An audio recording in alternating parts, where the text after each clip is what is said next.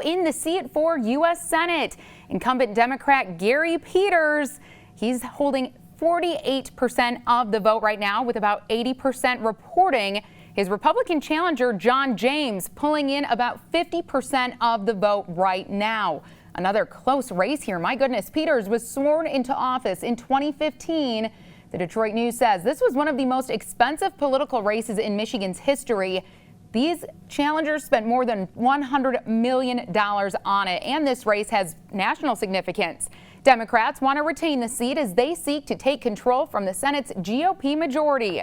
If John James wins, he would become Michigan's first African-American U.S. senator and the first Republican senator since Spencer Abraham. He lost to Democrat Debbie Stabenow in 2000. Of course, we're keeping an eye on that one here. We'll also take a look at the race for Supreme Court here in Michigan.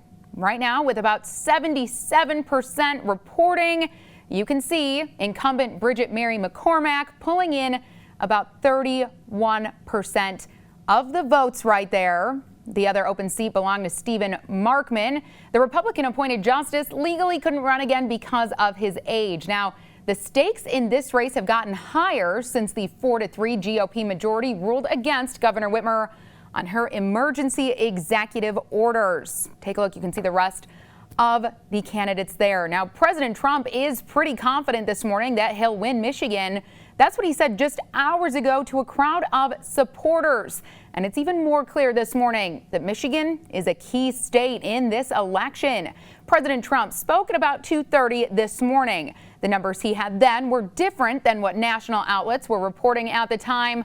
But regardless, it was pretty clear he thinks he has Pennsylvania and Michigan locked up. We're winning Michigan, but I'll tell you, I looked at the numbers. I said, whoa. I said, wow, that's a lot. By almost 300,000 votes, and 65% of the vote is in. So we won by 107,000 votes with 81% of the vote. That's Michigan. Now, late last night, we spoke with Governor Whitmer, and she tells us Michigan needs to make sure we count every vote. The hard work of counting will continue. It started this morning, but it will continue through the night, maybe through the next couple of days, in order to ensure that we get an accurate count. We want to get it correct. Fast would be great, but correct is absolutely crucial. Again, our numbers are a little bit different from President Trump's.